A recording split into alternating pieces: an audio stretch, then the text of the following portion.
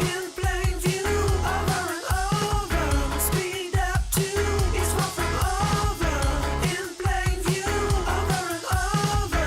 Join me to game is not over.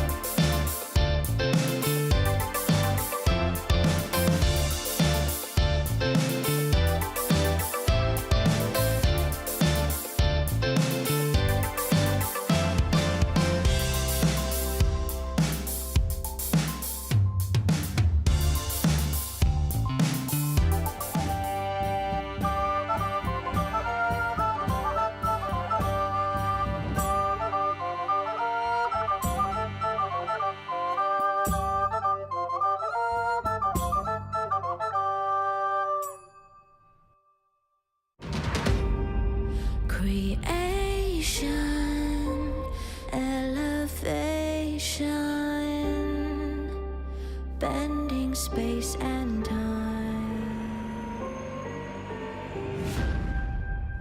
A whole new reality.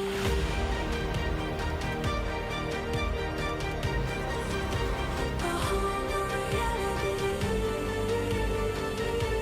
Take me to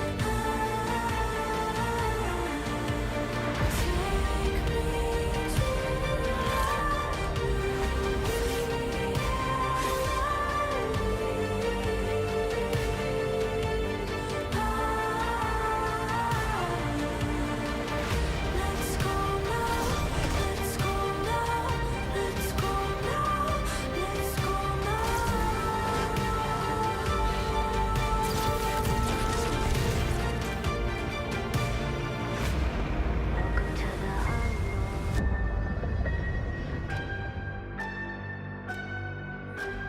Welcome to the unknown.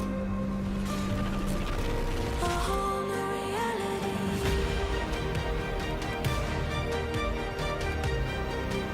A whole new reality. Take me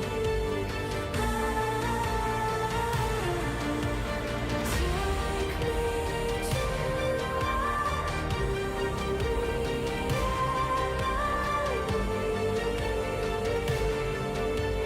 reality.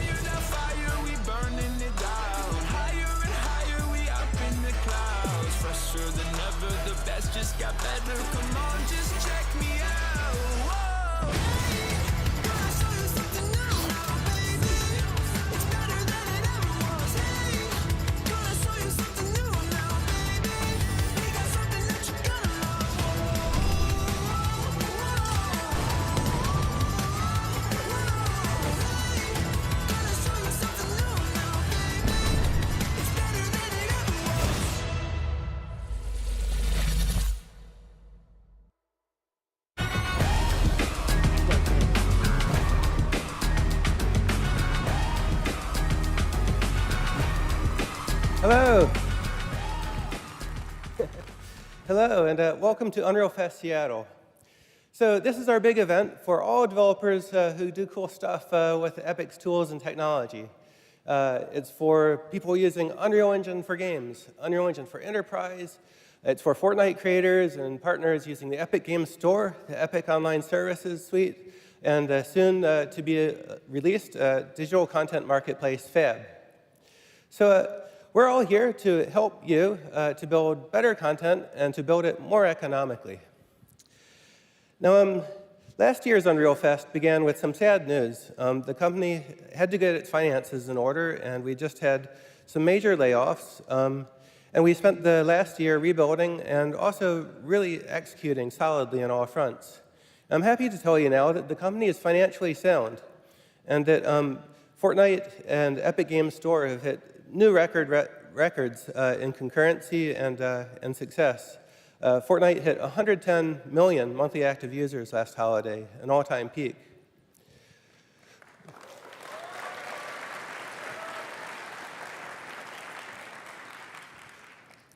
And this is all happening in the context of a game business that's rapidly changing in a way that we've only seen a few times in our lifetimes as game developers. It's a generational change, and one of the manifestations we're seeing right now is a lot of games are released with high budgets, and they're not selling nearly as well as expected, whereas other games are going incredibly strong. And what we're seeing, the real trend here, is that players are gravitating towards the really big games where they can play with more of their friends. And so this is a manifestation of Metcalfe's law. Metcalfe's law is the idea that the value of a network or a game or a social experience grows in proportion to the number of your friends that you can connect to. And in the world of gaming, that means you and your friends getting together and playing games, chatting by voice, attending concerts, and doing all other kinds of cool virtual things online. And this trend, some people will call it the metaverse, and we're not all in agreement on what this means. You know, some people, when they hear the word metaverse, they think of what Facebook is doing with VR and now AR. Some people use the metaverse to describe everything they don't like about the current Fortnite season. But you know, when you look at what's happening in the world of Fortnite, it's new and it's exciting and it's something that's never happened at this scale in the history of entertainment, with an original story that's evolving, with original content, and also all of the world's brands participating and dropping in, with musicians reaching users, Disney and Star Wars and others, all coming together to create a world-class entertainment experience that's ever evolving and live. And that's really what we think that the future of gaming is about. And Epic's primary goal for this decade is to help all developers achieve what we've achieved. And our strategy for doing this over time is to share everything we've built with you so that you can do these same things. And this is not just a message to game developers, it's also a message to the entire real-time 3D content industry. Everybody who's doing cool stuff with real-time 3D has an opportunity here. There's film and television, which is now using Unreal Engine for virtual production on a massive scale. There's architecture firms, there's automotive companies, there's fashion, there's music, and there's gaming, both using Unreal Engine internally for their industrial enterprise use, but also reaching customers through the world of Fortnite and other Unreal Engine games.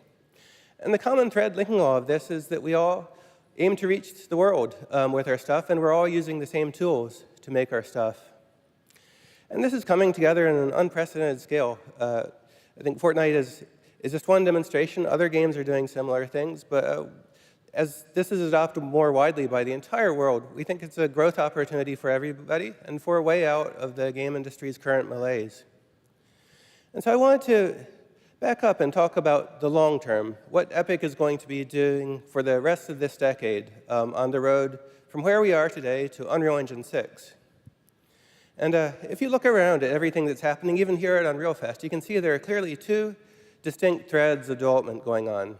First of all, there's Unreal Engine 5 for high-end game development, targeting consoles and mobile and PCs, bringing ever more features and performance and capabilities to build world-class photorealistic and stylized experiences of all sorts. And there's a new thread of development with the Unreal Editor for Fortnite, which is easier to use and aspires to build a new standards-worthy framework for game development, including the Verse scripting language, very easy to use gameplay programming APIs that work in Fortnite now and will work in the broader context of Unreal Engine in the future, including the scene graph, which gives programmers access to everything that's happening in the entire simulation. And over the next few years, we're going to be bringing these two threads of development together, bringing together the best of Unreal Editor for Fortnite and its ease of use and pioneering, and the best of Unreal Engine 5 and even more high-end features that we build over time to bring Unreal Engine 6. And the aim here is to create new foundations for gameplay programming that are easier and also way more scalable, to create new foundations for networking, enabling scaling to huge simulations across entire data centers. And our other major aim for this is to bring together the different and disparate threads of development that developers face when they're making a decision about how to build a product. Do you build a standalone mobile game, a PC game, a console game, a game in Fortnite, a game in Roblox? We want to enable everybody to build a game once and then choose one or all to ship it standalone in the app stores on all platforms, to ship it into Fortnite live, and to ship it even into other Unreal Engine 6 games which participate in this approach for the future. And we're looking at this not only as an Unreal effort, but as an industry-wide effort. And we're participating in standards bodies like the Metaverse Standards Forum and Kronos Group to define standards applicable to all engines and all digital content creation tools. The ultimate aim of this effort is to achieve technical interoperability between games and game engines of all sorts, and to achieve economic interoperability in an open system so that game developers can easily build experiences standalone or in Fortnite or anywhere in which purchases in one place are honored in other places. And the entire economy is an open economy where everybody can participate. Now, you've heard a lot over the last year about the Disney partnership. Epic and Disney are working together to build a new Disney ecosystem that is Disney's, but is also fully connected to Fortnite, such that anything you get in one place can work in the other place, and your experiences aren't disconnected. You can have the same friends, the same items, and the same social experience as you go. And this partnership is just the first step towards an open system in which we and all companies and creators can participate together in the future as peers. And one really important aspect to this effort is Epic's fight to open mobile platforms to competition. Because for a vibrant digital ecosystem to exist in the future, we need fair competition and an end to these monopoly rent collectors. You know, Apple and Google have a totally broken vision for the world, which is to limit what developers can do, to impose ever more restrictions, to prevent things like the metaverse from happening, or to tax it to the point where they're extracting all of the profit from it. And we're at a point now where game development is expensive, it's low margin, and game companies are suffering. Apple and Google make way more profit from most games than the developers make themselves, while contributing nothing back. And this has to change. There's... Yes.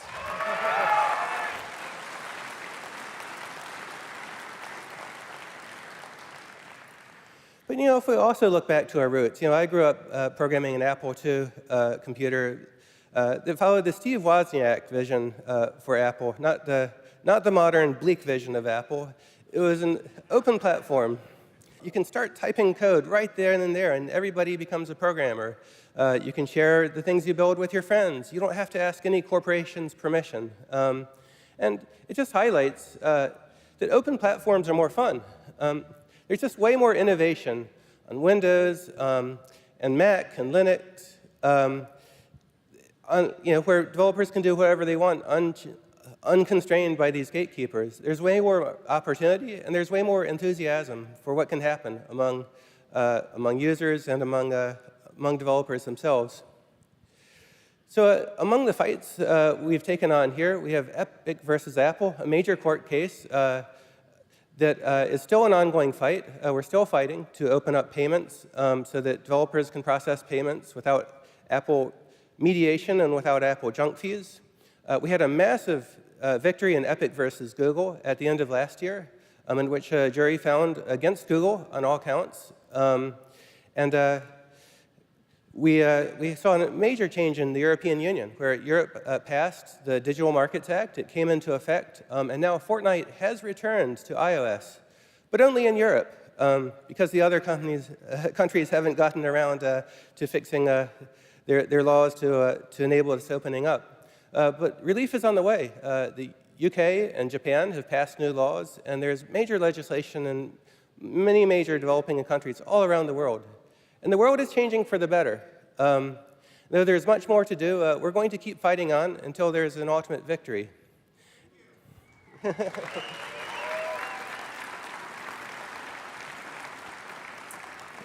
Thank you for the thanks. And now we're trying to use all of our capabilities in order to eventually bring victory on this. And one of the cool capabilities we have in this fight is the Epic Games Store. And I'd like to invite Steve Allison on stage to talk about the cool things we're doing with Epic Games Store now. Thank you. Oh my God. Wow. Hi, everybody. Thank you, Tim. Hi, I'm Steve Allison, and I'm the general manager for the Epic Games Store. The Epic Games Store is expanding to become a multi-platform app store across PC, Mac, iOS, and Android. And on August 16th, we took the first step, launching on Android worldwide and on iOS in the European Union, thanks to the Digital Markets Act. We plan to expand our iOS footprint into the UK and Japan later in 2025. We launched this early version of the Epic Games Store on mobile with just our games, Rocket League Sideswipe, Fall Guys, and the return of Fortnite to mobile. And we want to get as many players as possible to install the Epic Games Store on mobile before launching the first wave of games from third-party developers this holiday. In September, the Epic Games Store set a new record for monthly active users, hitting 70 million, and we are on track to set a new all-time record for peak monthly active users in Q4 during this upcoming holiday season. And our team has been working tirelessly to bring key mobile titles to the store, and we're excited to give you a sneak peek at one at Studio Wildcard. Developed by Grove Street Games, Arc Ultimate Home Edition puts all the content from the full PC and console mobile experience in the palm of your hand, including all the DLC. And we're thrilled to announce Arc Ultimate Mobile Edition is coming later this year to the Epic Games Store on Android, worldwide, and on iOS in the EU. You guys are awesome. And Tim just did a great job talking about all the pressure that our industry is under for margins and profitability and the really headwinds that we're all fighting across the board. And we are in a battle for fair distribution that is really about the future of gaming. And why? So that every project that you build and that you launch isn't a bet on the entire existence of your company. And this is truly a critical time of change. And the Epic Games Store is built to help you maximize every dollar that you earn. And as we expand and evolve into the first true multi-platform store, our core principles and programs come across seamlessly from PC to mobile, such as our base 8812 revenue share offered to all developers. You also have the opportunity to keep 100% of every dollar that you make if you use your own payment solution for in-app purchases. And with our opt-in exclusivity program, Epic First Run, you receive 100% of net revenue for the initial 6 months after release. And don't forget, Unreal Engine licensees pay 0% Unreal Engine royalties on all Epic Games Store sales using Epic's payment processor. But that's not all. There's really one more thing, and the reason I'm even here today at this keynote is to announce amazing new Unreal Engine pricing terms that will be game-changing for your business. Starting on January 1st of next year, we are introducing Launch Everywhere with Epic. And through this program, we are offering a royalty rate reduction from the standard 5% to 3.5%. And to participate, yeah, super cool. Thank you. And to participate in this program, you'll need to ship your Unreal Engine game first or simultaneously on the Epic Games Store on all platforms where you ship your game, and we have a store. This includes PC, Mac, and in Android, and in the future, iOS. And when you launch everywhere with the Epic Games Store, you benefit everywhere that you offer your game. This means eligible games will get the rate reduction across all stores, include Steam, and all platforms where you offer your game, and that includes all consoles. This is a powerful incentive for you to activate all of the incredible Epic Games Store opportunities and benefit everywhere. and we can't wait to work with you. I invite you to join Tim and me in just a few moments at 11 a.m. for our session with Aptoid and AltStore, where we'll talk about the changing mobile landscape and the new opportunities for developers. Thank you so much.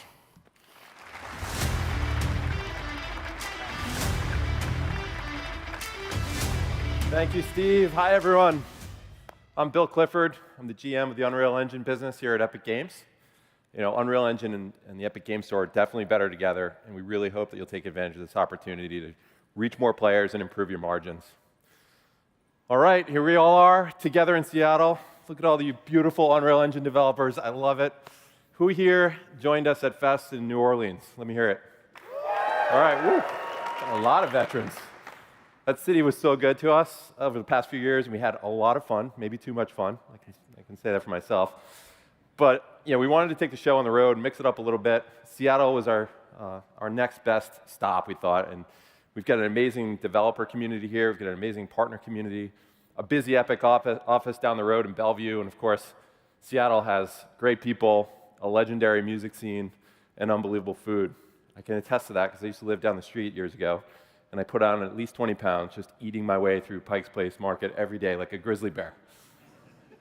Still working on that.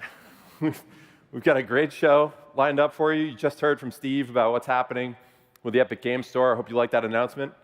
Simon is going to show you what the engine team's got cooking. Sax is going to talk about the Fortnite ecosystem. And of course, Dana will introduce some special guests who are here to showcase all of their amazing work.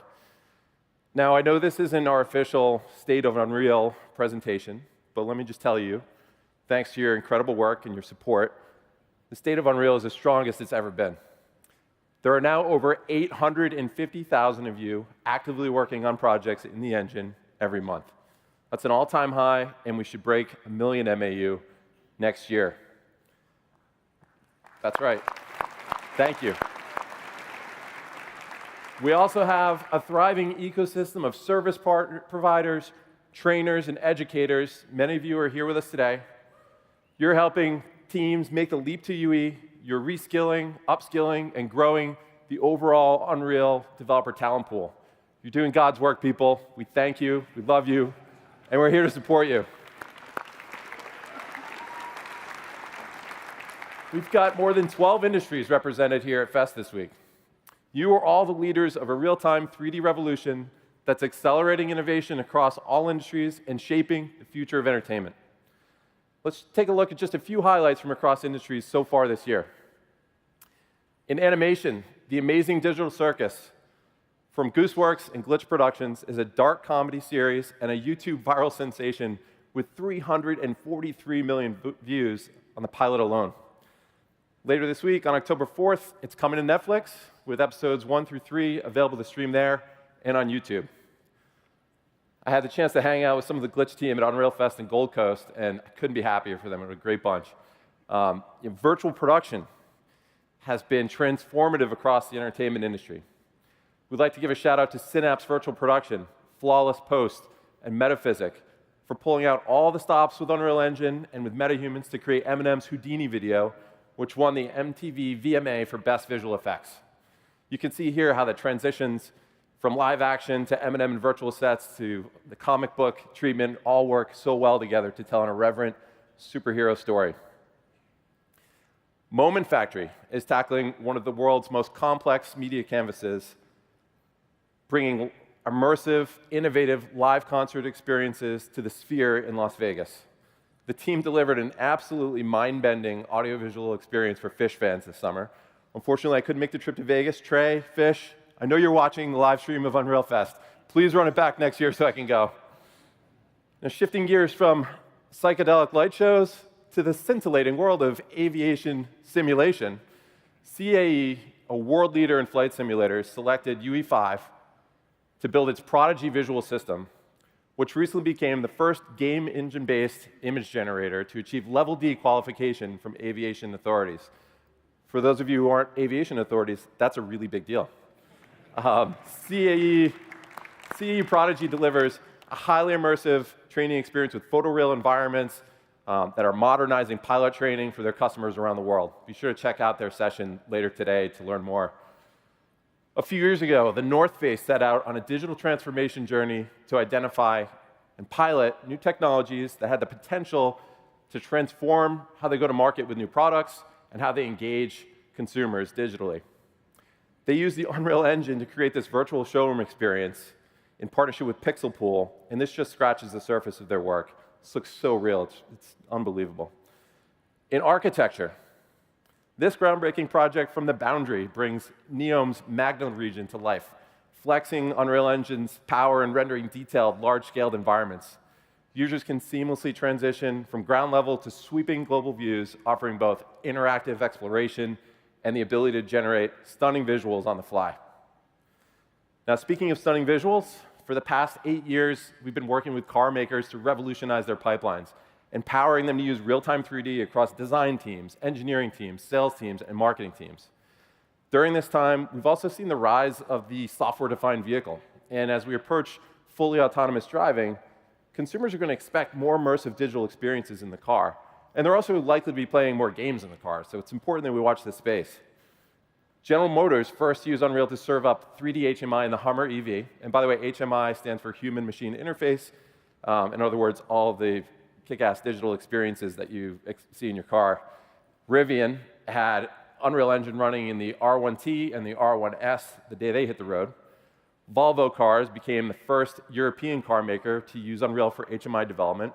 And then Sony Honda Mobility recently revealed their Fila prototype, which will also use Unreal for its HMI. Now, while the list goes on, these brands have one thing in common.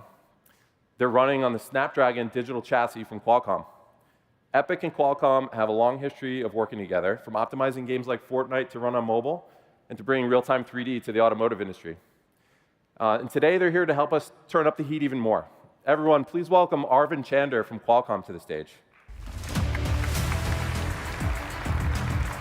Arvind, what's up, man? Great to see you. Hi, Bill. Thanks for having me here. It's great to have you and the entire, there's a lot of you from Qualcomm here. Appreciate you joining. Now, we've been collaborating for a while now. Why don't you tell everyone what's up next? Yeah, happy to. We're excited to announce that Qualcomm is expanding our partnership with Epic Games. We'll be bringing to the market a unique offering combining the power of Unreal Engine and our Snapdragon cockpit platform. This demonstrates a new level of user experience and cohesive HMI product that's undeniably best in class. We're now offering a turnkey out-of-the-box solution to ensure that manufacturers can achieve optimal performance with reliability with the Unreal Engine on Snapdragon cockpit platform. Arvind, how many cars on the road have this platform? Great question. We currently have more than 350 million cars on the road using our Snapdragon digital chassis solution. Arvind, that's a lot of cars. Yeah. That's a lot of cars. We are excited to bring Unreal to a large OEM customer base. This opens the door to unprecedented visual fidelity, connectivity, and all the personalization that you would expect to have with advanced Unreal Engine workflows. Thanks, Arvind. We're super excited to bring Unreal-powered graphics and immersive experience to drivers around the world, millions and millions of drivers around the world with Qualcomm. Thank you. Great. Thank you very much. See you soon.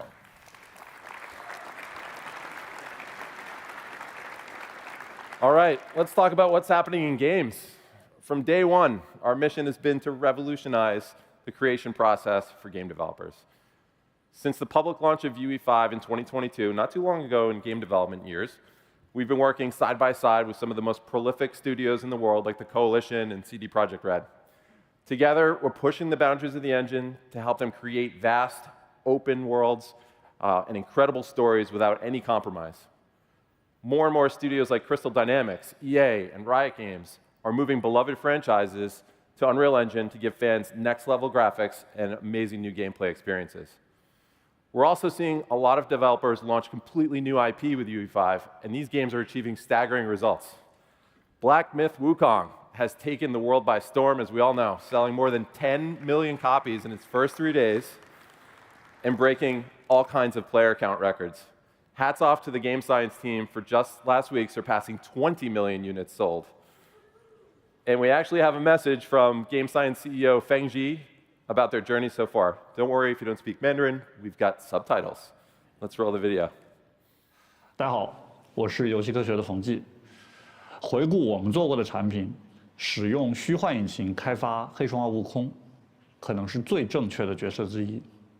尤其是在2021年，我们把整个项目升级到了 UE5，像 Lumen 和 Nanite 这样的技术，大大提升了我们游戏表现力的上限，也使得我们这样的小团队不用花太多的成本和人力去钻研图形技术，而可以把精力聚焦在去提升游戏乐趣上。那在未来呢，我们也会继续跟 Epic 深度合作，打造下一代更有沉浸感的虚拟体验。最后，祝大家在西雅图玩得愉快。Thank you, Feng, and the entire Game Science team. Awesome stuff. In the indie space, the medieval city builder, Manor Lords, sold over 1 million copies in one day and broke concurrent player count records in their genre. Congrats to our friends at Slavic Magic for their incredible success. Over the last year, let's give it up for Slavic Magic. Thank you. Over the last year, we've begun to see Unreal Engine gain real traction with mobile developers. Here are just a few top-grossing mobile games from around the world, with many more in the pipeline as pioneers like Zynga and Scopely are actively using Unreal for their next projects. While we know Unreal can deliver amazing results on high-end mobile devices, we recognize we have a lot of work to do here, and we're well on our way. We're committed to improving the quality of life for mobile developers and helping you support as many devices as possible to reach as many players as possible. We want to be the engine of choice for mobile developers, and you're going to hear more about that from Simon in just a moment. Now, I know you've all been anxiously awaiting the arrival of Fab, our new unified digital asset marketplace. I'm excited to announce that we'll be launching this month. Fab is designed to bring you everything you need to build real-time 3D experiences in a single destination. It's an open marketplace for creators across industries that will support all game engines and digital content creation tools. On launch day, all the amazing content on the Unreal Engine marketplace that you love will move over to Fab. And don't worry, everything you've previously purchased will still be available in your vault. The Quixel Megascans library is also moving to Fab and will be available for free through the end of the year for use across all engines, not just Unreal. The Quixel team will continue on their mission to scan the world, bringing amazing new content to Fab on a regular basis. As promised, we'll be launching with loads of new free and paid real-time ready assets from some of the best digital artists in the world. As of today, our publisher portal is now open for general admission, so everyone can sign up to become a seller and begin submitting your content. And as an added incentive to get you started, you're going to keep 100% of sales through the end of the year, and then we'll revert to an industry-leading 88% rev share to creators. So come check out Fab when we launch. It's going to be worth the wait.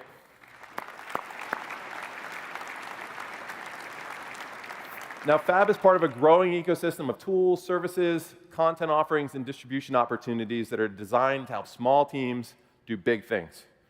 We continue to invest in all these tools, and we're focused on integrating workflows to help you build great experiences that reach massive audiences. Twinmotion is our easy-to-use visualization tool that's seen a 75% increase in new users year to date. We've introduced new templates and features to support designers and storytellers across all industries. Believe it or not, what you're seeing on screen is all running in Twinmotion, made without writing a single line of code. Our dev team's objective is to reduce time to magic to a bare minimum for people with really no 3D experience. The team's making great progress doing that.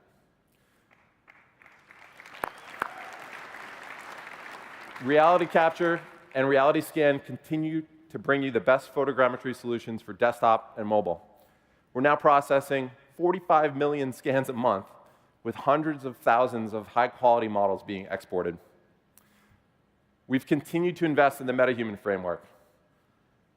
We're trying to help you make the creation and animation of really believable digital humans faster and cheaper. And to date, there have been over 7.5 million MetaHumans created and exported. Be sure to check out all these tools and services at the Expo. All right, who's ready to see what's coming in the 5.5 release? Let's welcome my friend, Simon Tourangeau. Thank you. Thanks, Bill. Hey, everyone. It's great to be here this morning. As you know, we've been licensing Unreal Engine for all kinds of projects for more than 28 years. And working with UE developers like you has always been what keeps us hungry to innovate and eager to build the tools we wish we had when we were just starting out. When we set out to build Unreal Engine 5, we wanted to pursue three things: photorealism in the real world, photorealism in real time, large open worlds, and performance without compromise. We built a number of ambitious demos like Lumen in the Land of Nanite, The Matrix Awakens, and Electric Dreams. Our intent with these demos is to always push the limits of the engine and develop groundbreaking rendering technologies like Lumen, Nanite, and Substrate, while improving core systems like animation, physics, and audio. And shipping our own games across a wide range of platforms helps us improve and optimize Unreal's tools and workflows for our entire community. We're excited to announce that Unreal Engine 5.5 Preview 1 is available today.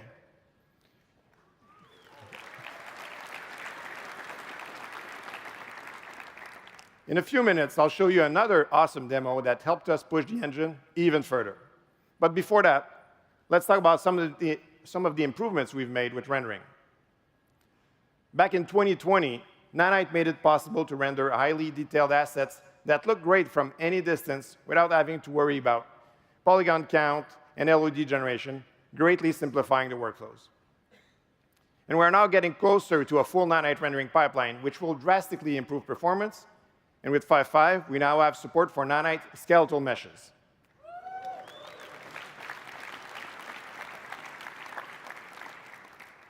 While this feature is still experimental, we've overcome many complex hurdles.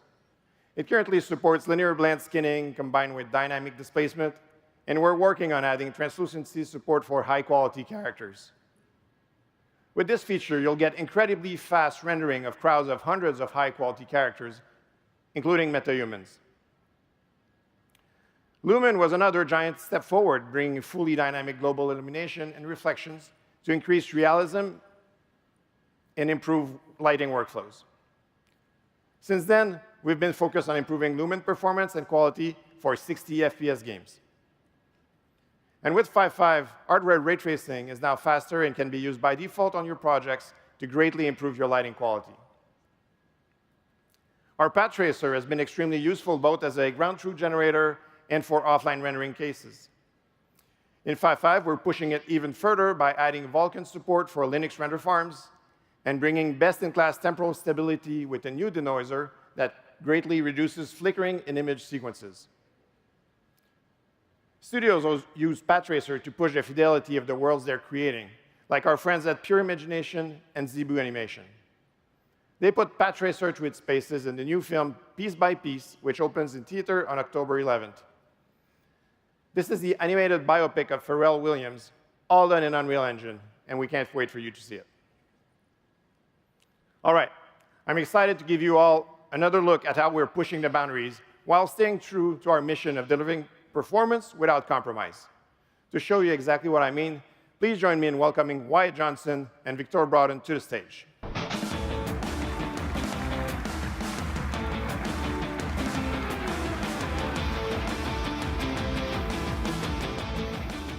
Thank you, Simon.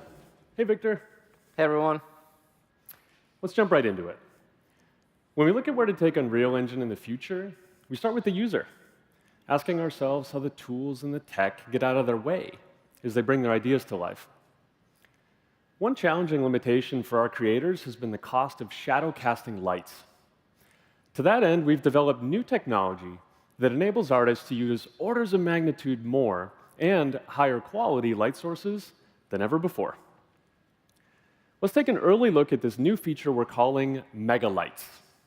And who better to guide us through this experience than our intrepid explorer from Lumen in the Land of Nanite, Echo. Let's see what's up ahead, Victor. Always something new to discover.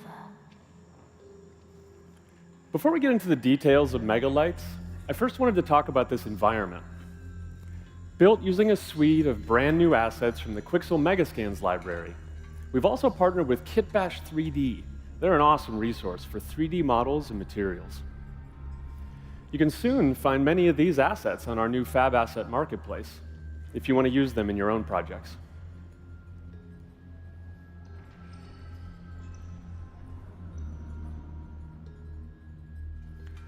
Moving on, let's talk megalights.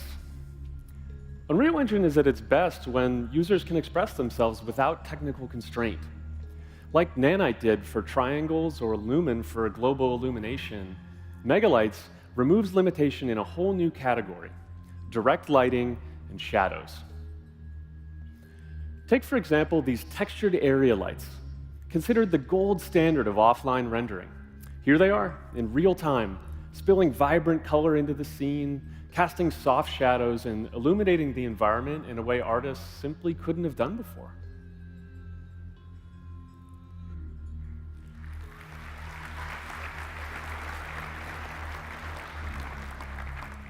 And a whole new tool in the Creator's Toolkit is huge, but that's not the only way megalights makes things better. Let's see what's next. Hey there, little guy. Who are you? So it looks like Echo has found herself in quite an interesting marketplace here. It's just about to open for the day. Let's turn on some of these shop fronts and see what's for sale. There's something missing, though. The scene, it's flat, it's undefined. Let's turn on shadows, but not just for a few important lights, for every single light in the entire view.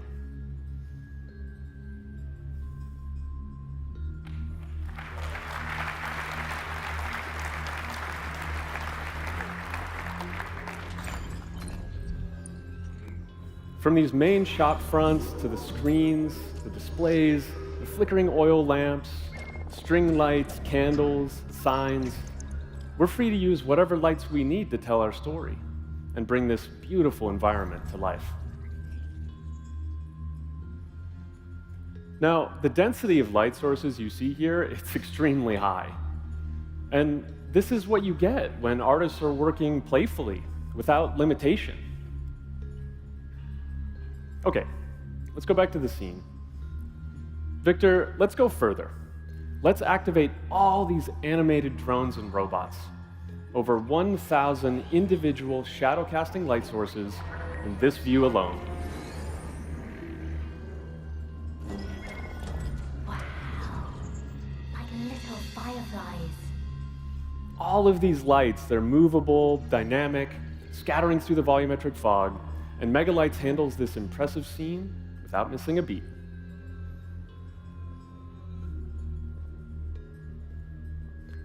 As we continue on, it's worth mentioning that removing these limitations around light count and shadows, it doesn't just apply to point and spotlights, but to area lights as well. Megalights enables artists to use area lights as freely as they would any other light source.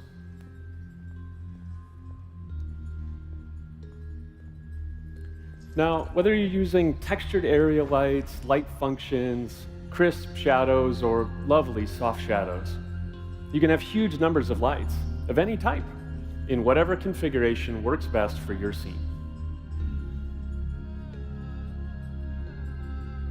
Now, as we send Echo off on her next adventure, we should mention performance.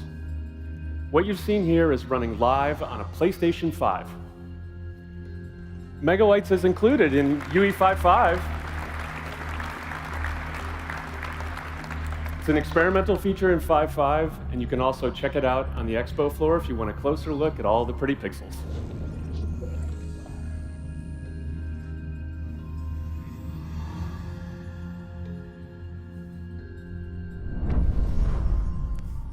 Thank you very much. Back to you, Simon.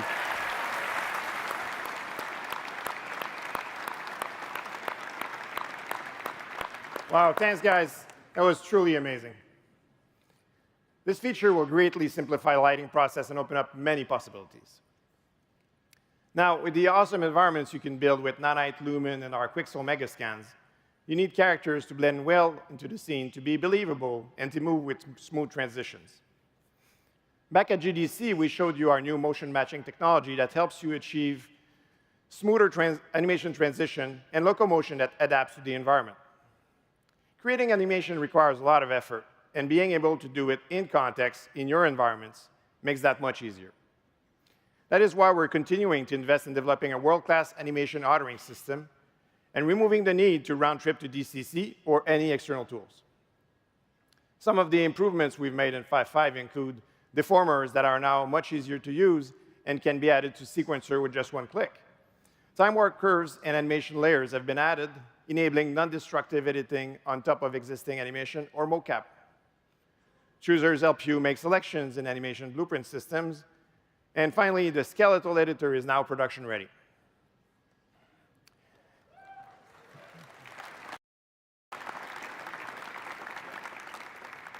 Character creation and customization is another area where we invested in order to simplify content creation workflows.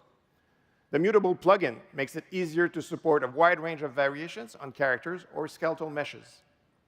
For example, it hides hair when equipping a helmet.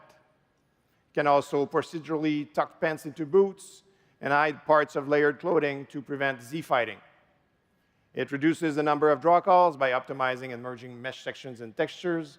And all of this can be achieved simply by using a graph, reducing the need for your team to create character variations individually. This plugin will ship as beta in 5.5, and we've included a content sample to help you get started.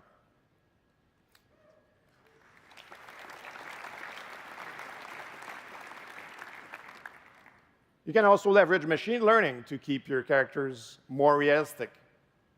Our simulation system can be used to provide high-fidelity ML training data for clot and muscle deformation. And while we're talking about simulation and physics, in 5.5, we've added support for customizable vehicles that provide a building block-style assembly, giving you the flexibility to configure and customize your vehicles with ease.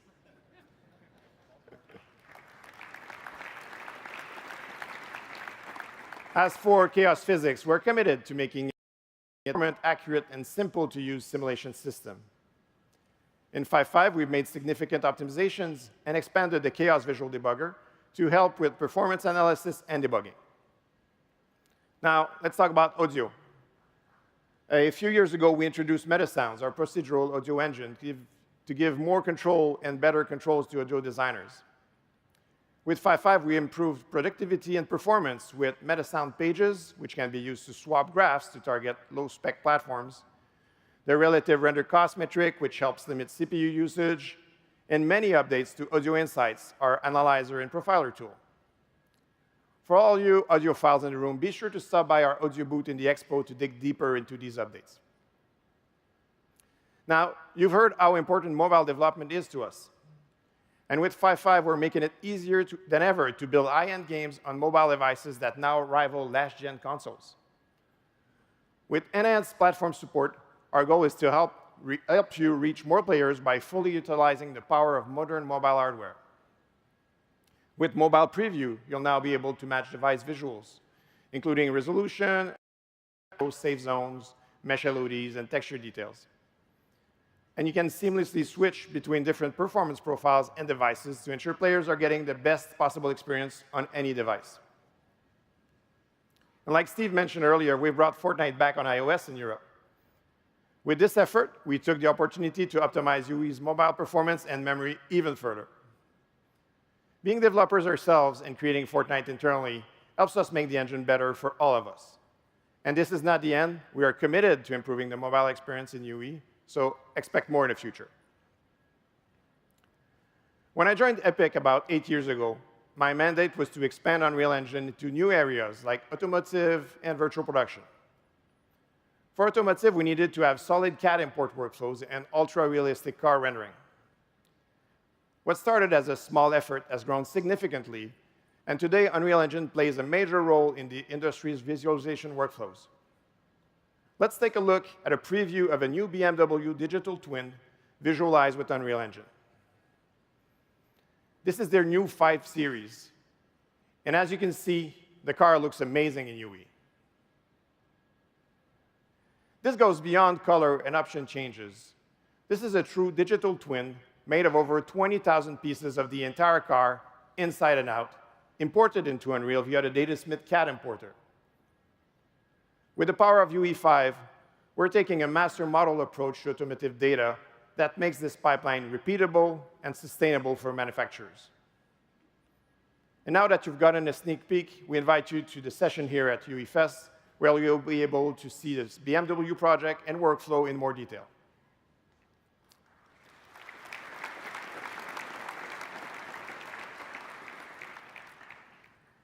As for virtual production, we began with video capture card support and evolved into LED walls and in-camera VFX, revolutionizing TV and film production.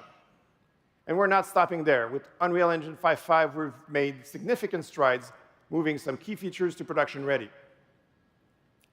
Like our SMT2110 integration for in-camera VFX, which provides a cost-effective, low-latency, flexible solution for LED wall setups. We've added multi-camera support, as well as inner frustum splitting for maximum performance at high resolutions. We also have the depth of field compensation tool that correctly defocuses the LED wall for improved realism. Some of our experimental tools will be moving to beta, like our motion design mode, which helps artists create stunning motion graphics. The movie render graph used to export your offline render passes has improved workflows and increased render layer support. And the Live Link Hub for your motion capture needs now support third-party plugins to expand its capabilities. In parallel to our in-camera VFX efforts, we increased our focus towards linear animation pipelines. And we will continue to invest heavily in our animation authoring tools and offline rendering workflows. These updates offer virtual production teams more efficient, cost-effective tools for enhanced realism, faster workflows, and greater creative control. All right, that was a lot. If you want to dig in deeper to anything I mentioned today, as well as other exciting features, be sure to check out one of our many talks here at Fest. And as always, you can follow our roadmap for regular updates on what the team is working on. Unreal Engine 5.5 marks another significant step in our mission to empower creators to bring their visions to life and craft amazing experiences. Your feedback and the way you push the limits with each release drives us to keep improving the engine for everyone.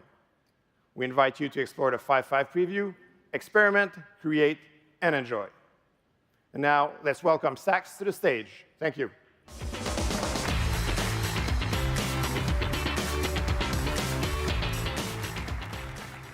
Thanks, Simon. Hello, everyone. It's great to be here today at Unreal Fest to share what's new with Unreal Editor for Fortnite. We launched UEFN to enable creators to build their own games inside of Fortnite and be compensated fairly based on player engagement. Many of you here in the audience today have helped expand what's possible with UEFN. Let's take a look at some of the amazing content so far.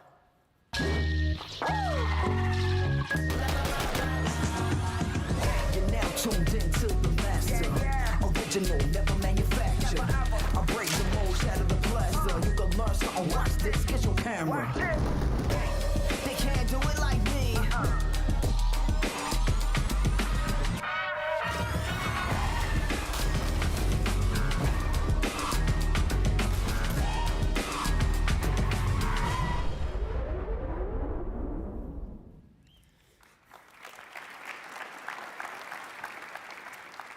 We want to put the most powerful tools into your hands as we continue to make Fortnite the most creator-friendly ecosystem to develop and launch games. UEFN puts the power of Unreal Engine at your fingertips, but it's unique at the speed at which you can iterate on your game. You can rapidly prototype in UEFN, connect to the live Fortnite environment on PC, console, and mobile with no dev kit needed. So let's start with an update on how we're working to improve discoverability of your games. So a key aspect of finding success within the ecosystem is how your content is surfaced to players in Discover. That's the interface where Fortnite players can explore and find their next favorite game. We recently launched new Discover features to get your island in front of the right players with personalized recommendations updated hourly. And with over 400 new islands releasing every single day, improving Discover has never been more important. We have a lot more work to do. Behind me, you will see part of the redesigned version of Discover that will launch soon, and you will be able to, and we'll continue to iterate to enable players to find new genres that they love, including deeply regional content. You can learn a lot more about the new features at the Discover Talk on Thursday at 11:45. So once players discover and play your game, the economy will reward your success. In Fortnite ecosystem, it's simple. If players play your game, you get paid. We're continuously working on new features that empower you to deliver highest quality content and help you build and manage your business in Fortnite. As of today, we've had 134,000 islands published with UEFN, and we've paid out $479 million to creators. Thank you. The central hub to manage and grow your business is the Creator Portal. Recently, we've added more key analytics around impressions, clicks, and section duration in Creator Portal. And our goal is to help you hone in on what elements of your island exactly are resonating with players and where you have insights for areas of improvement. This is just one example, and you can learn a lot more about the Creator Portal at our talk on Thursday at 2 p.m. Now, let's dive into the new features that we're building for UEFN itself. Our aim is to build tools and platforms that enable you to make the games that you want to make and publish them directly into Fortnite. While we still have a ways to go, in the next few months, we're addressing some of the big holes in the capabilities of the platform. So first, Fortnite players love a good shooter game. However, there's a perspective that has been neglected, first-person shooters. That's why I'm excited to share that we've just released the experimental first-person camera mode device in UEFN. This is going to enable creators to give the ability to build islands in some of today's most popular genres, including tactical, team-based, and ability-based shooters. You can start building and experimenting today, and you'll be able to publish those islands to players later this year. And to further support the development of first-person games over the next year, we'll also be introducing the ability to create fully custom weapons, deeper UI capabilities, and finally, global leaderboards.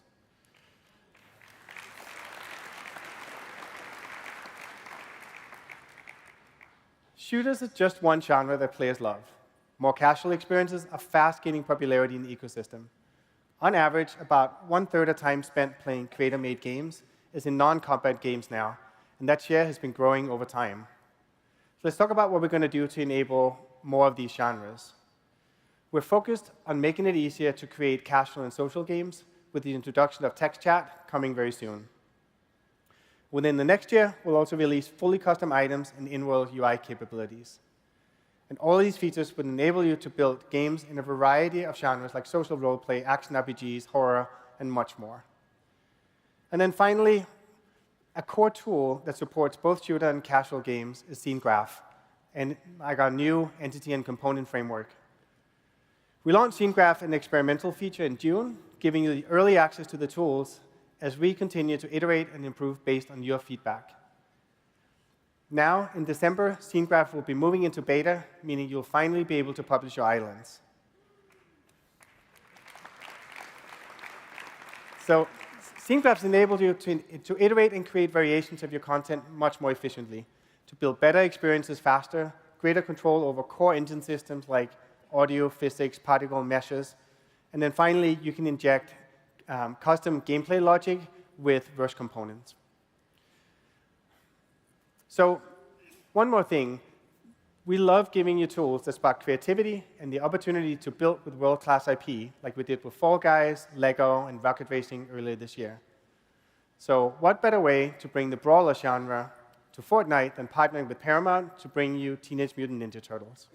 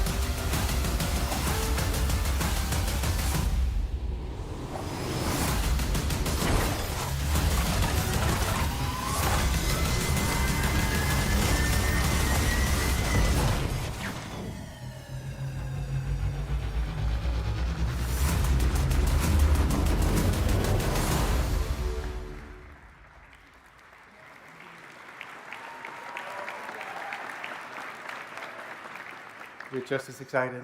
So starting today, you can get custom weapons, devices, templates, and assets that enable you to build your very own authentic TMNT island that you can publish in November. Anyone in the Island Creator Program can publish islands with these tools by agreeing to the 15% engagement payout share with Paramount. And if you've already signed the agreement to create Lego islands, you don't have to sign again. So you'll be able to use TMNT devices, including the classic turtle weapons, world-building POIs, such as the Technodrome, fully playable, and along with the existing UEFN tools to build out your experience. And all of that, paired with our new camera system, custom-branded NPCs, and TMNT-themed UI, unlocks the building of classic beat-em-up experiences. We're also releasing the post-processing features you saw to all Fortnite creators to enable them to transform your experience and give them like a classic comic book feel. So one of the ways that we here at Epic use to improve our tools is by using them ourselves. And earlier this year, we shared that we'll be shipping a season in Battle Royale built fully in UEFN by the end of 2025. As a step on that journey, we're building 2 projects currently using a mix of UEFN and internal features. The first is an updated version of Reload that players will experience in the coming weeks. The focus on the rebuild was dialing in core editor workflows. Otherwise, to players, it's completely transparent that it went into UEFN. Later this year, we're launching a brand new game made primarily in UEFN to stress test Verse and the UX framework. We made the decision at Epic to move our first-party teams to UEFN sooner to accelerate feature development with the goal of creating better, more robust tools for everyone faster. Right now, it might seem that UE and UEFN are still really far apart, but Verse, Scene Graph, and the APIs that we're releasing in December are all part of the foundation for the future of UE6. This incredible community of creators is expanding what's possible in Fortnite and beyond. Thank you for your tremendous contributions to the Epic ecosystem, and thank you for your time. And now, please welcome Dana Cowley to the stage.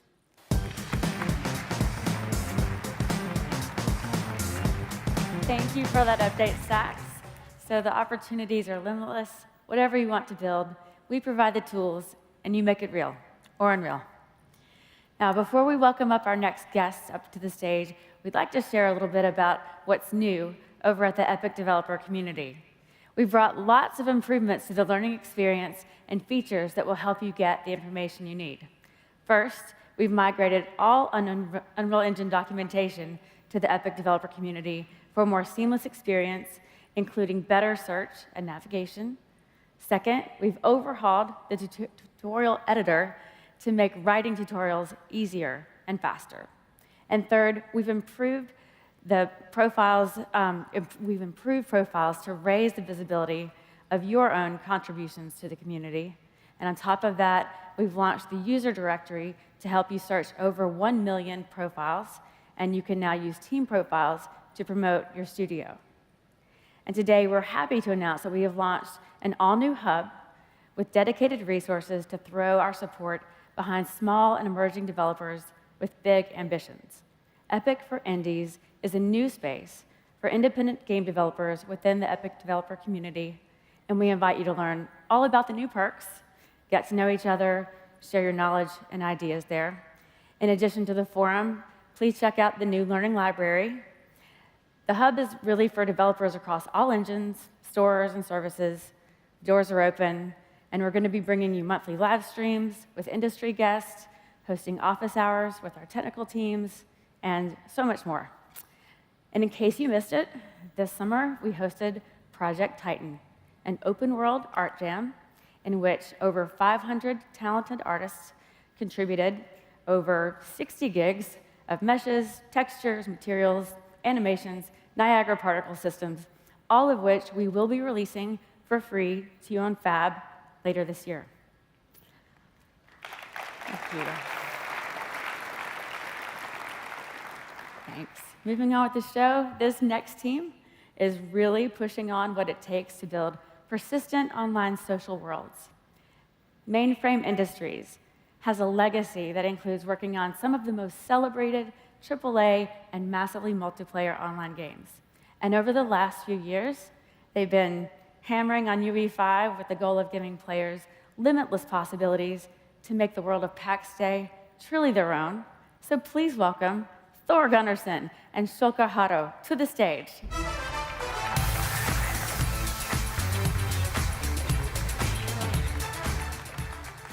Thanks, Dana, for having us. I'm Thor Gunnarsson, co-founder and CEO at Mainframe Industries.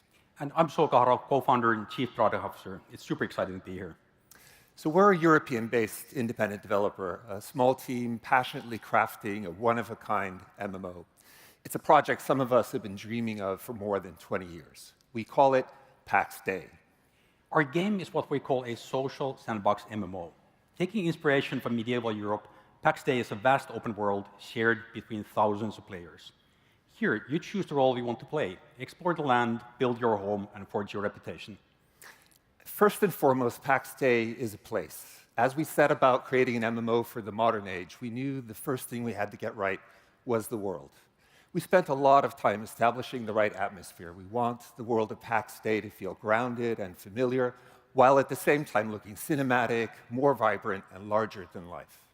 Unreal Engine empowers our relatively small team to punch way above our weight class in terms of project scope and quality. Lumen allows us to achieve unparalleled realism in our environments, while Nanite ensures that even the most intricate details are rendered flawlessly without compromising performance. And we have the ability to render player-made structures in real time, in minute detail, and at great distances. Players can gaze out over miles of terrain, spotting distant landmarks and player-built cities that invite exploration. One of the most powerful extensions we've made to Unreal is the ability to seamlessly transition player state between Unreal servers. By stitching together a fleet of Unreal servers, we created a game world over 150 square miles in size that can support over 8,000 players in a single game instance. As players travel, servers are automatically spun up, ensuring a smooth gameplay experience. PAX Day is a true sandbox. The world's a stage, a blank canvas for players to make their own. Everything players use in the game has to be crafted, starting with your home. We've been amazed at the level of creativity our players have shown using the modular building system in the game. And when full clans join forces, whole player-created civilizations start to emerge. Our vision for PAX Day required us to address heads-on the classic challenge any MMO faces: how to handle high player density. To tackle this, we created tech that dynamically distributes players across layers. This allows the server capacity to temporarily scale in the same location whenever that zone requires higher concurrency. Player and world state is persisted across all the layers, with each layer corresponding to a single Unreal server. With layering, clans can work together to build huge structures such as cities while still sharing the same persisted world. An old persisted state, such as buildings, inventories, and market stalls, is intelligently shared and replicated using a robust backend that ensures transactionality and data integrity. And it's not only buildings. Every weapon, dress, or piece of armor in PAX Day is player-created. We work hard on giving each item a level of detail that will make players proud of having crafted it. And soon we're going to be adding a lot of depth to this aspect of our game. We're currently upgrading our wear and tear system to dynamically adjust the appearances of individual pieces of equipment, reflecting how much damage is received, so you know if it's time for repair. We also built each item from the ground up to be modular, making it easy to adjust the fabric and color, add patterns or symbols, or change the trim. With these options, players will soon be able to express as much creativity in customizing their appearance as they already enjoy in the building side of the game. Our game requires the community to come alive. To all the players that have joined us in early access so far, thank you. We've been humbled by your feedback, support, and passion, and we couldn't do it without you. If you want to support a team making something fresh in the MMO space, please join our early access now and help us build a virtual world that we can all inhabit for years to come. Thank you very much.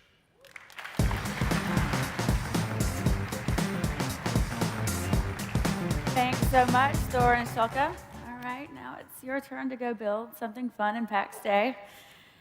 Coming up to the stage next is a friend of ours who leads a team that brings next-level creative genius to both film and games.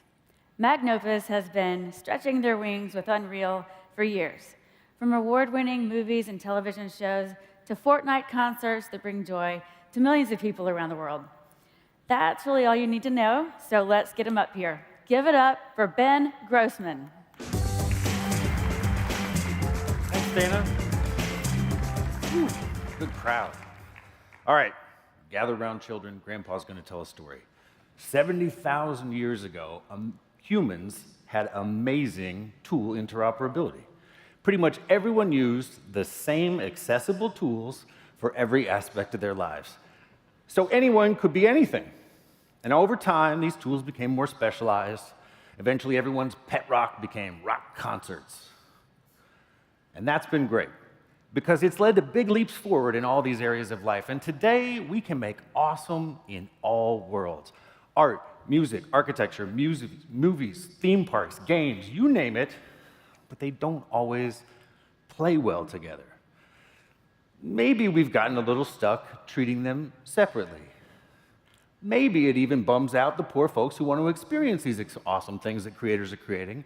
And maybe we're starting to hit the limits of how great those things can be.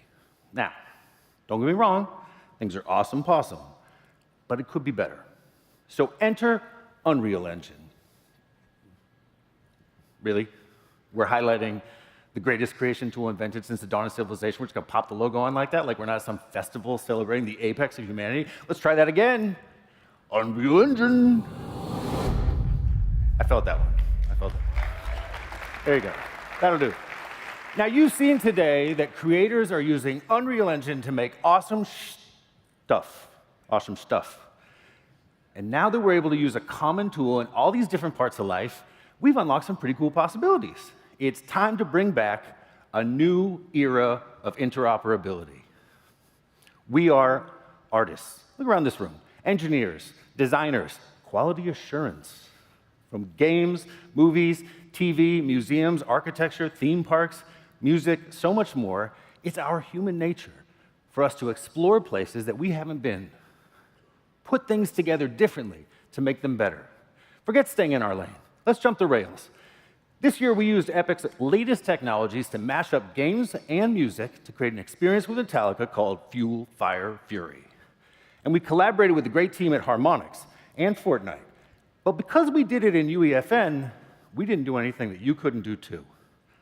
Syncing the music around you to music is addicting, and now is brought to you by killer features like Fabric in UEFN. So as a creator, you can decide where's the line between music or game, and if there even needs to be a line at all. But speaking of lines, it turns out you're expected to cross a few when you're working for a band like Metallica. So when we needed to ride the lightning beyond the creative toolset, we used verse. And it only took us about 7,000 lines of verse to add a little something, something to make it unique. But when we were done with Metallica, we took a look at the budget, and we noticed we had a lot of pink pixels left over, like a lot. So we decided to use all of them at once with Carol G in creating a Fortnite trip through the rainbow. And for the first time ever, we used markerless computer vision from Hume to capture those that hot move at Metastage and retarget them right onto rigs in UEFN. And it's not a contest. But Carol G got 9,000 lines of verse. And we're not done this year. We've got even more boundary-crossing experiences coming up. Speaking of years, we started this talk 70,000 years ago. So let's skip ahead to the year 2077. Some of you might have heard of a little game franchise called Fallout. Turns out it's kind of popular. So the Vaulties at Kilter Films decided to work with Bethesda to make a TV series set in the world of Fallout so that even non-gamers can enjoy the endless fun of trying to keep all your limbs attached while collecting caps in a post-apocalyptic wasteland. Now, despite global politicians' best efforts, it turns out it's kind of hard to find a good post-apocalyptic wasteland to shoot an episodic series in, so we put gamers on the set with filmmakers, driving Unreal levels out to a giant 190-foot LED wall so filmmakers could shoot directly into it. They did an awesome job building that out in the physical world. We backed them up in the virtual world with Unreal Engine and our atomic virtual production team.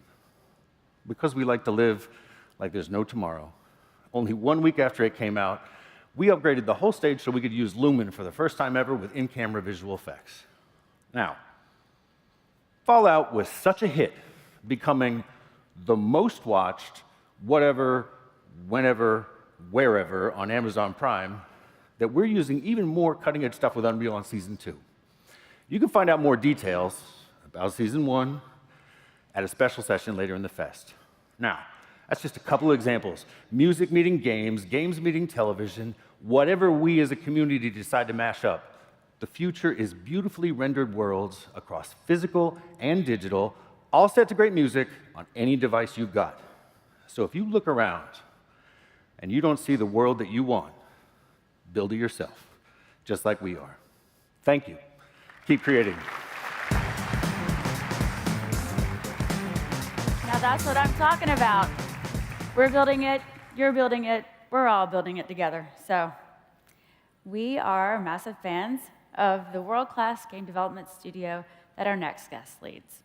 They create insanely cool worlds from the ground up with total authenticity. And nobody does it like Riot does. So we are honored to welcome Anna Donlan to the stage.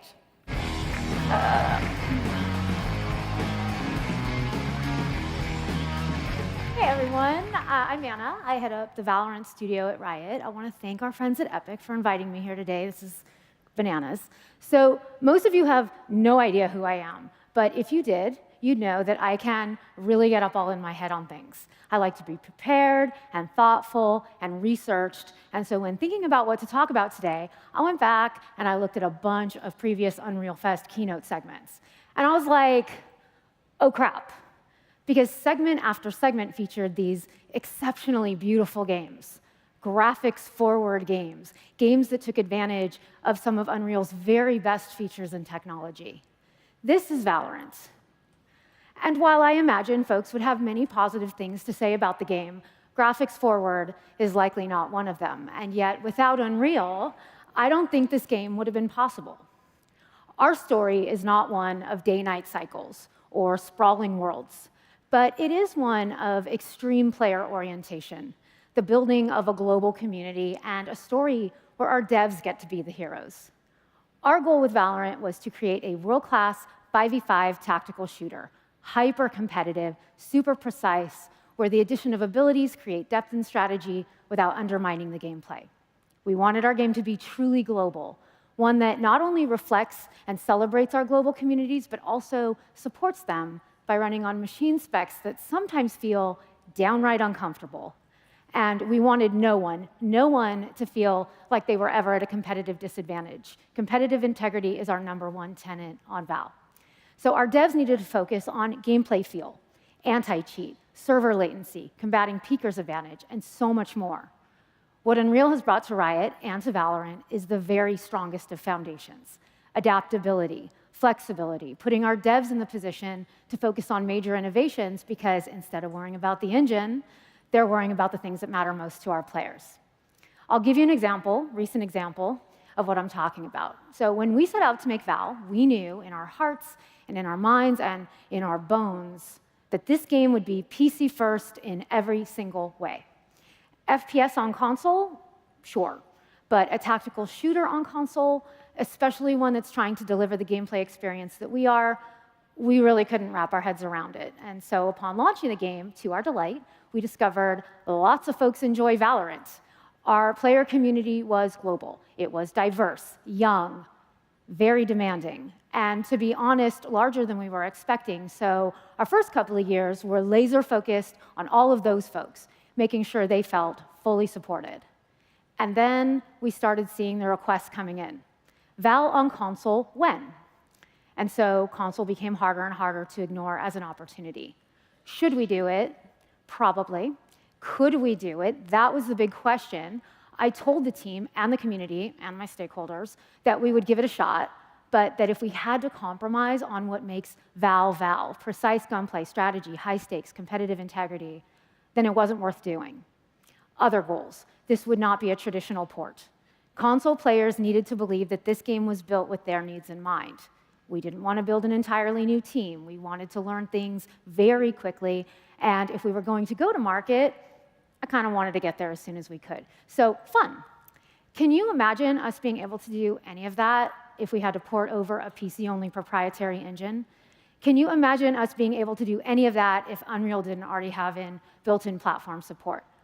Unreal knows these platforms. It gives us integrations with console SDKs, rendering implementations, platform-native input handling. The engine is already optimized for all the different platforms, so we could focus on optimizing the game experience. And look, I know for most of you, that is a no-brainer and table stakes. But for Riot, we had never launched a live service game on console before, ever. So for us, having this capability immediately available to us was actually a game changer and a huge part of our decision to move forward. Once again, our devs could be heroes, focused entirely on what sets Val apart from other games in the space. Features like Focus Mode that helped us deliver true Valorant gameplay on controller without sacrificing what makes tac shooters great to begin with.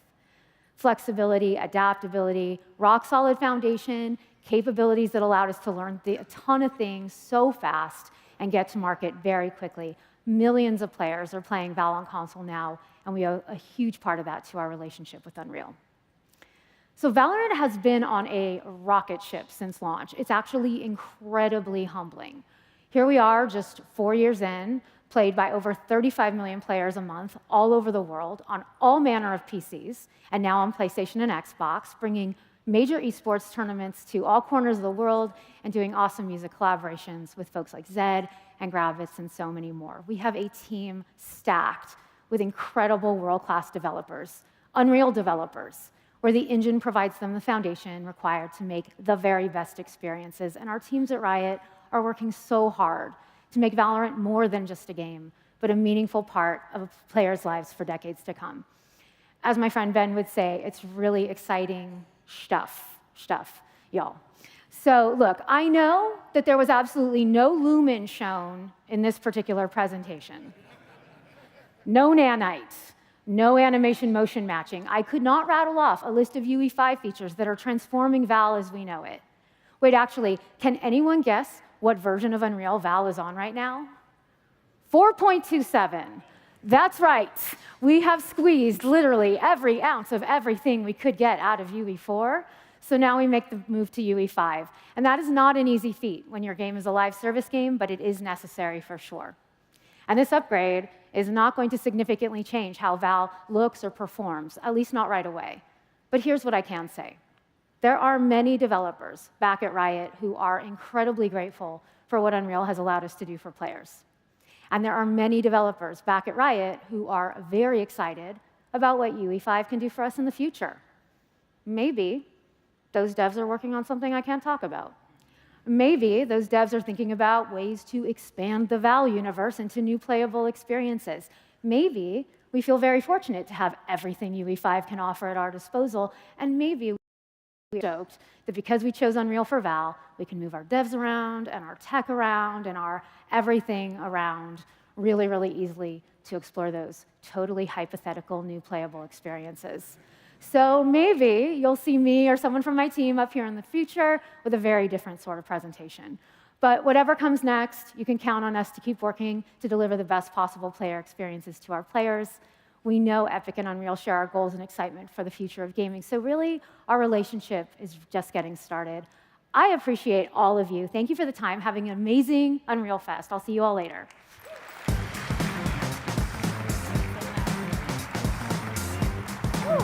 Thanks, Anna. Good stuff. All right, it would not be Unreal Fest if we didn't give you an unfiltered view into the future of film and the evolution of entertainment. We're truly inspired by today's filmmakers and creative storytellers, and we're fortunate to have some of the best in the business right here today. And you're going to hear some really cool behind-the-scenes stories. And there's no one better to kick this off than our very own Kim Library. Thanks, Dana. Thank you. Wow, a lot of people. Hi, everybody. It's been an incredible year for Unreal Engine in film and television. Today, over 800 film and TV productions have used Unreal Engine to create cinematic magic.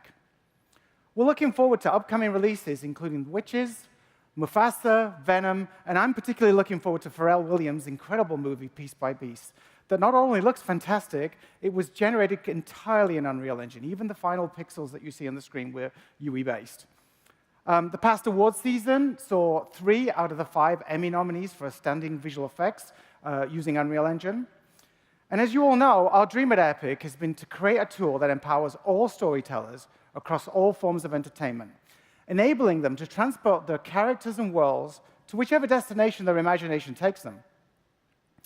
In this new world of transmedia storytelling, it is incredible to see a new generation of filmmakers embrace these capabilities, even to the point where some of them are actually hands-on in Unreal Engine. One such director is here with us today, known for The Maze Runner, and more recently, the awesome Kingdom of the Planet of the Apes movie, our friend Wes Ball. Wes, come up to the stage. Hey, man. Hey, Wes, how's it going? All right, we're going to do a little fireside chat. Take a seat. Hey, everybody. OK, Wes, tell us a little bit about your journey as a storyteller and filmmaker. Yeah, I mean, so I grew up in the 90s, during that giant digital revolution, with like movies like Jurassic Park and Terminator 2 and Matrix, of course. Yeah, I know this guy worked in something about Matrix. And so, it was just so inspiring, like what you were able to achieve and stuff. So I kind of taught myself this software, like in my case, Lightwave 3D and After Effects. And so, I've been messing around with CG and VFX since I was just basically a kid. But it was really in 2012 when my career really started, when I made this little short called Ruin. Oh, let's have a look. And so this thing, which maybe some of you have seen, this is like 10 years now, but this was incredibly ambitious for me when I didn't know anything basically, and it was quite a challenge, to build up the system that I could actually achieve this stuff. And it still looks fantastic 10 years later. I look at this today, and all the difficulty that I had back then trying to pull this thing off, alone in my little computer, I would do this in Unreal today. You know what I mean? So it shows how far we've come, actually, to be able to pull this stuff off, But so this short kind of went viral, and it kind of went online, and everyone saw it, and that's how I got invited by Fox Studios, onto the lot, and they kind of, we were talking about a feature version of this thing here, and in that meeting, someone pulled me aside, and they kind of, it's like a drug dealer or something, they pulled out this little book, and they gave it to me, and they said, hey, read this, take it home, read it, and then come back to us and tell us what you would do with it. And it was The Maze Runner. Oh, wow. So that's how I kind of got into my first movie, basically. It was this crazy little, fantasy, series of books. And, very much like in the Ruin thing, they saw, VFX, you could make this little thing on a budget. So we made it for $34 million bucks, which is like romantic comedy kind of, numbers. That's crazy low budget for a visual effects movie. Yeah, and so, it ended up making like $350 million. I mean, like 10x its budget. So it became a new little franchise for the studio, and it was really successful, and it was really fantastic stuff. Funny story though, on this game, this was in 2013 when we were starting this thing. This was the first time that my introduction to real time, is where it came about, because one of our previs guys said, I think we should talk about doing a lot of our previs using game engines instead of like the traditional kind of OpenGL. That was about when things were starting to kick off for Unreal. And so that was a radical idea, and I didn't even appreciate how radical it was. And that was my first little introduction to it, but I didn't appreciate what it was until I got to this project called the Mouse Guard. And so I think I heard some claps out there. Good.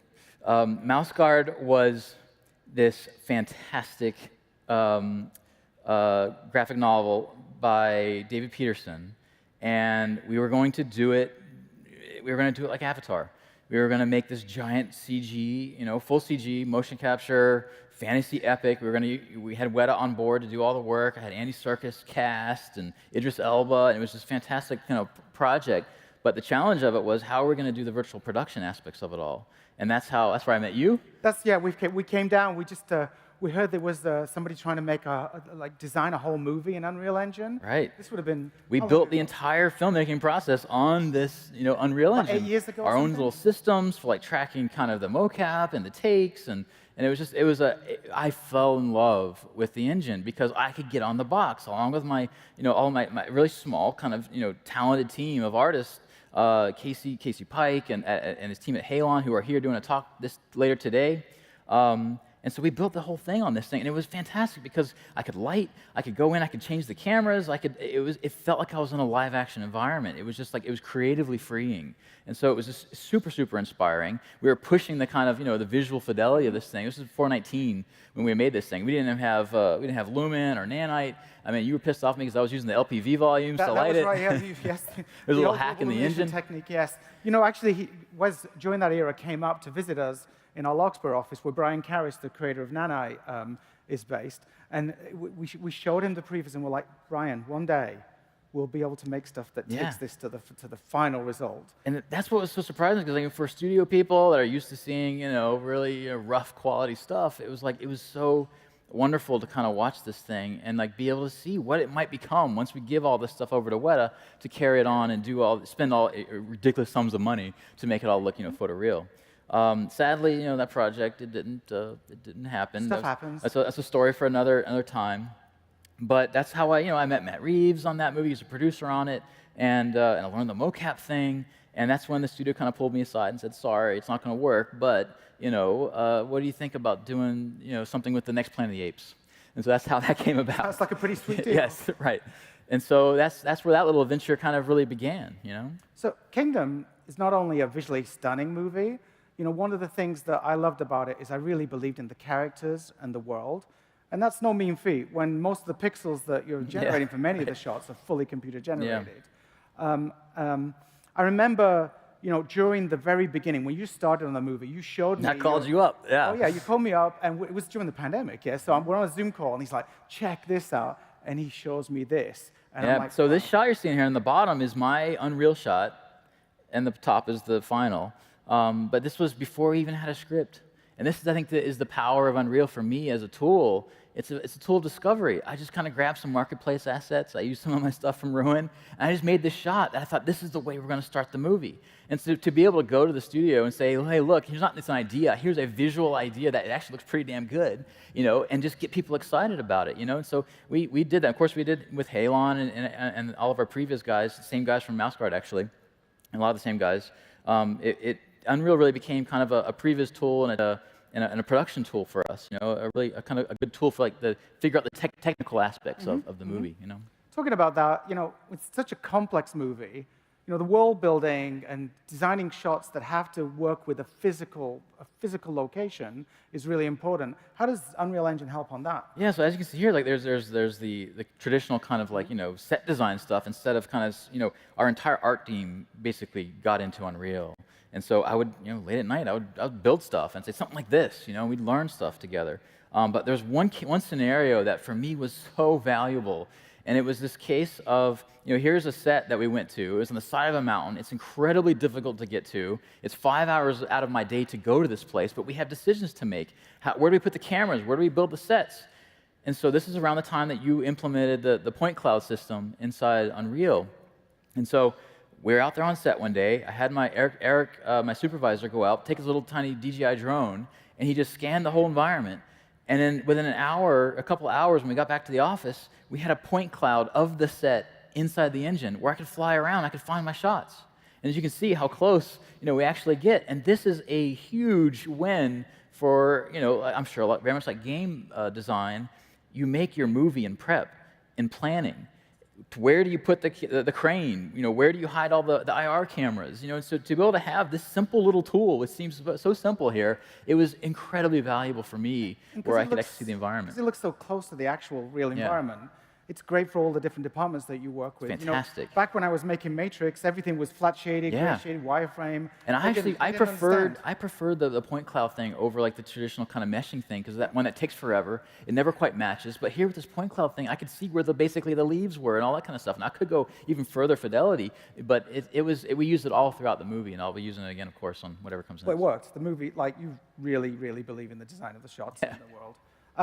Okay, well, what's next for you? Yeah, we're continuing to work on cool stuff, of course, and of course, the engine will be a part of that, experience.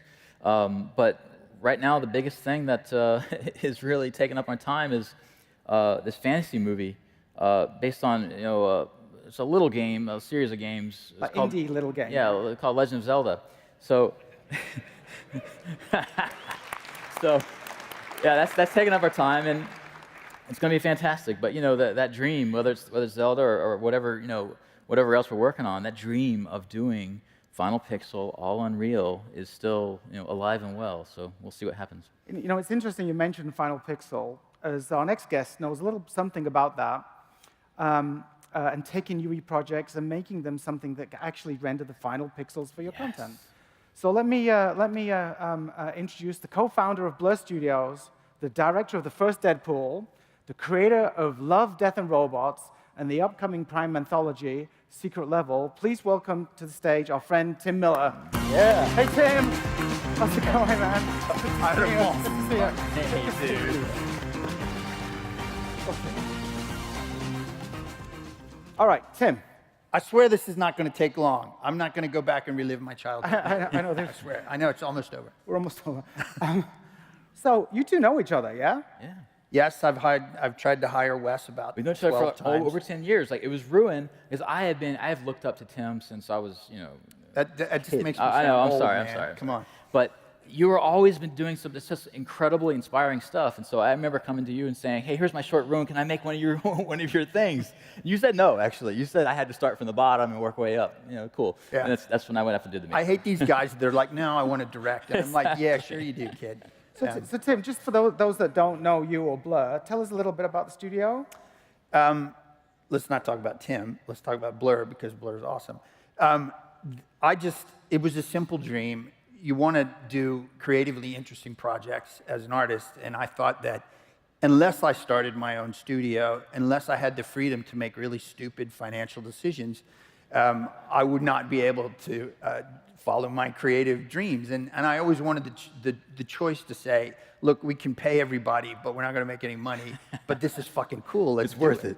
And to do that, I needed that freedom, and so Blur was born. And it's a terrible short-term strategy, let me tell you, ladies and gentlemen.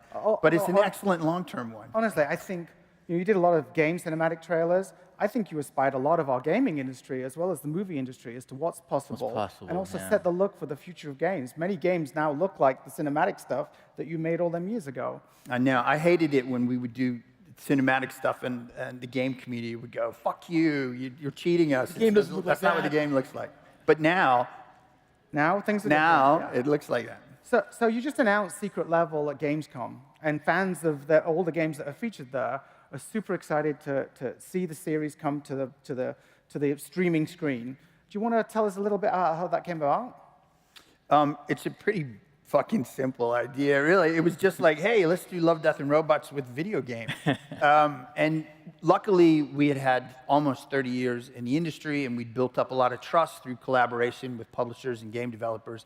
They knew that we wouldn't screw up their IP. They knew that we would take their input and care about the experience for the gamers, as well as what we were doing and the pre-rendered stuff. So we had this trust. So when we went to people and said, hey, this IP that you've spent millions of dollars building up, we're just going to borrow it and drive it around the block a little bit and tell some new stories with your characters in your worlds. And luckily, people trusted us to do that. Excellent stuff. So, related to that, people may have noticed in the trailer, there's an epic OG game in there, Unreal Tournament.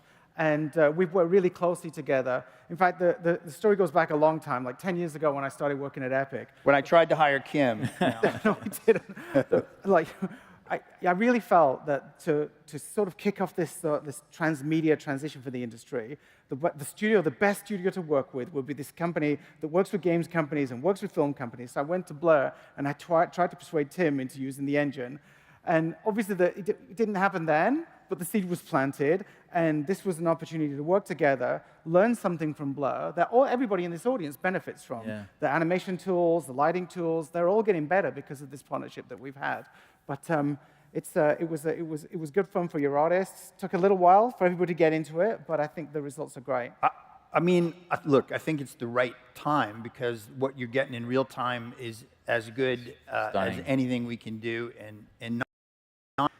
and of course, some aspects of the process are so much more enjoyable because the artists were fucking giddy running around the studio because they're not waiting 2 hours a frame. They're waiting, 20. You get 24 a second or 30. The thing I love about it, because we do all our cinematic content at Epic in the engine, is that it's sort of immersion in the content. Because you can fly anywhere, you can change the lights, you can pose the characters, you feel like you're inside it, just like live action. That was my experience. Like, it felt like live action because on set, we'll kind of go to a location, and then we'll kind of move the camera over here and find something that we never even thought of before when you're planning it. And so that chance to be spontaneous is like, you're always looking for happy accidents to make something feel real. I know it sounds all crunchy granola, but there's this thing called flow that people talk about, sure. and it allows you to stay in the flow. You don't have to go get a coffee while you wait for a render. Hey, I don't think the audience wants to hear us just chat forever. Yes, so they do. We should probably Yes, show they them do. something. Tim, do you want to explain what they're about to see? Okay, so Kim told you, he did, I said, hey, you want to be in secret level? And Kim said, yes, but only, motherfucker, if you do Unreal Tournament, and Blur has to do it. You have to do it at your place, and you have to build an Unreal pipeline, to which I said, great, because I've been waiting for a reason to do it. And Epic said, we won't let you fail, which is a beautiful thing. So, and they didn't. They were incredibly supportive. The artists had such a great time. So we did a great Unreal Tournament. I'm so proud of the whole series, but Unreal Tournament in particular. And we decided that just for Unreal Fest, we would like to do something just for the Unreal fans. So in our homage to Unreal Tournament, we build the opening fly-in to Leandro Stadium, as it was in the game, but just a little better. And then, so Wes told me I got to say this. So what you're about to see is all in Unreal, Final Pixel. Amazing. All done in a very short time with a very small but very focused and crack a great Navy team. SEAls of so awesome, production. so dedicated. Okay, let's roll it.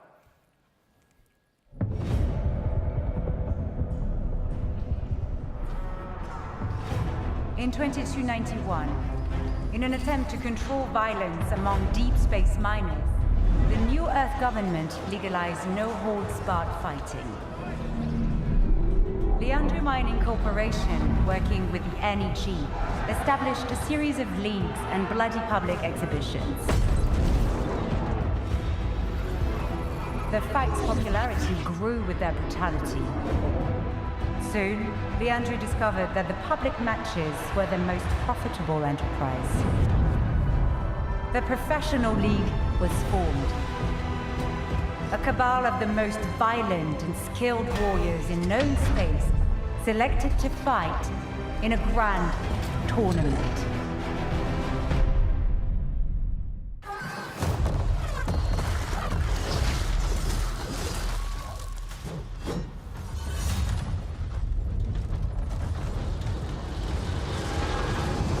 It's time. This world has waited for your arrival.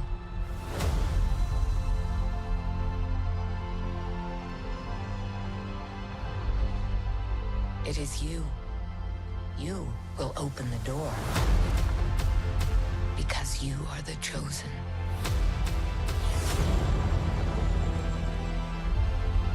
All those moments.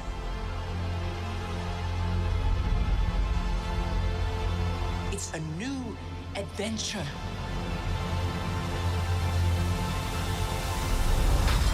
Just for you.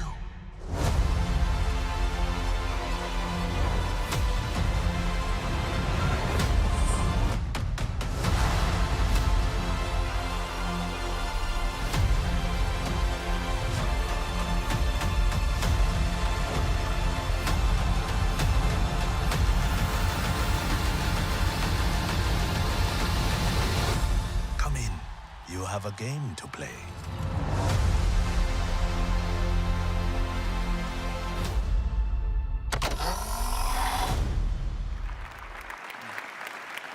Wow, that was awesome. Oh, and the team that made that is going to be doing a little demo on the floor at 2:30. That's right. Yeah, they're all here You can see at it. Unreal All Fest. in engine. It's absolutely amazing. Crazy. So when can the audience see the actual show? Oh, December 10th. Okay, Make an awesome. appointment. Set I your clocks. can't wait. I can't wait. Cancel Oh, date night. Okay, well, thanks so much, Wes and Tim. It's been great to have you both here. I'm sure the audience enjoyed that little sneak peek. Thank you, I think it's Epic, still for time to move making on these a li- incredible tools for us to use. Thank And I'm you. not just saying that because they paid me to come here. And honestly, I mean it. Yes. Thanks to everybody, because the whole community contributes to making them things better. So Great stuff. we're very Thank happy. you. Okay, Thank you, Dana, everybody. you can wrap the show.